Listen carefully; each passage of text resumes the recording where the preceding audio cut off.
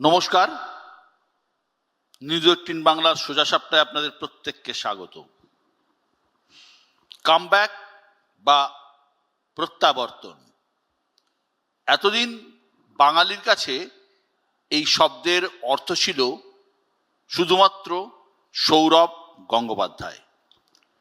ক্রিকেটের 22 গজে মহারাজকীয় প্রত্যাবর্তন। এখন কামব্যাক বললেই যার কথা মাথায় আসে তিনি দিলীপ ঘোষ। খেলার ময়দানে কামব্যাক করা কঠিন, কিন্তু রাজনীতির ময়দানে কামব্যাক করা কার্যত অসম্ভব। সেই অসম্ভবকেই সম্ভব করেছেন দিলীপ ঘোষ। তিনি নিজের শর্তে বাঁচেন, নিজের পথে চলেন, নরেন্দ্র মোদীর ব্রিগেড মঞ্চে থাকেন, আবার মমতা বন্দ্যোপাধ্যায়ের আমন্ত্রণে দীঘার জগন্নাথ মন্দিরেও যান, চর্চায় থাকেন, শিরোনামে থাকেন। আজ আমাদের মঞ্চে আছেন। সোজা সাপটায় আমার সঙ্গে এই মুহূর্তে দিলীপ ঘোষ। দিলীপ দা, আপনাকে স্বাগত আমার এই অনুষ্ঠানে। প্রথমেই আপনাকে অভিনন্দন জানাবো যে খড়গপুরে আপনি আবার লড়ছেন, খড়গপুর সদর আসনে। তো এটা একটা বিরাট কামব্যাক। সবাইকে ধন্যবাদ, অভিনন্দন। বিশেষ করে বিশ্বদাকে। রাজনীতির যে পথ, উত্থান পতন, টেড়া বাঁকা চলতেই থাকে।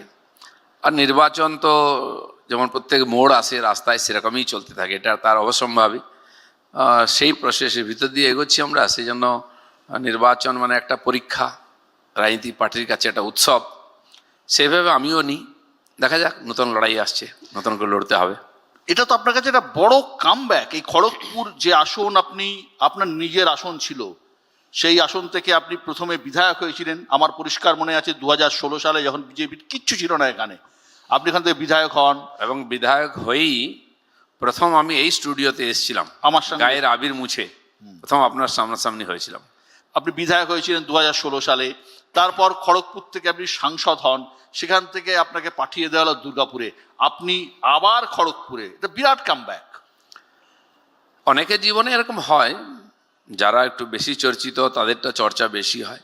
বহু নেতা আছেন যারা অনেক বছর ধরে রাজনীতি করছেন, তাদের জীবনে উত্থান পতন হয়। আমি সাধারণ কর্মী হিসাবে রাজনীতিতে এসেছিলাম। পার্টি আমাকে যখন যে দায়িত্ব মনে করেছে দিয়েছে, আমার ক্ষমতা যোগ্যতা অনুযায়ী সবাইকে নিয়ে লড়াই করেছি, পার্টি সাফল্যও পেয়েছে।